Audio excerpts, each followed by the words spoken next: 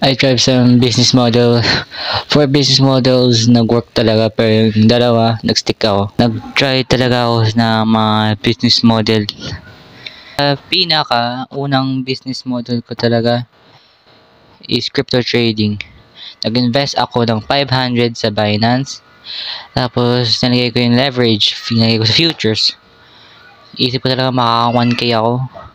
Naging 650 pataas. Pero bumaba na yun. Nag 600, 500, 400, 300. Tapos yung problema, di ko na kuha sa Binance yung 300 na tira sa pag-trade ko. Kaya dapat kinancel ko na agad position, hindi nag-hold pa ako kasi inisip ko dapat makaka 1K ako pero hindi.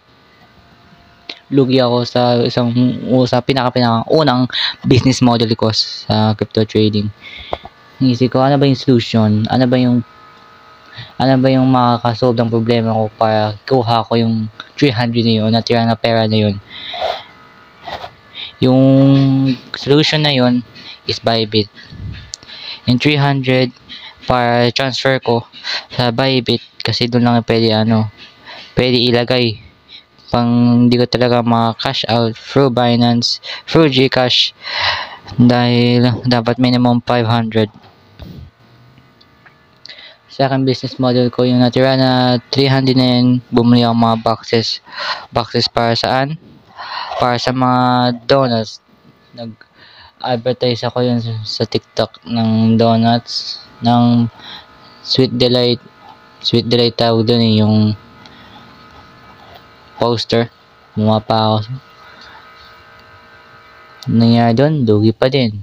Nabenta lang sa family relatives. Lugi na lang ang business model. Yung pangatlo yung ginagawa ko na ngayon is yung income company. Binabayad ako through dollars, through PayPal. Yung business model ko yung pangatlo. Yung pang-apat na business model ko, nag-start ko to within 2023. Nag-start ako dito 2023. Then na-advertise ko last month, December 2024 sa Force Exquisite yung brand ko. Shoutout.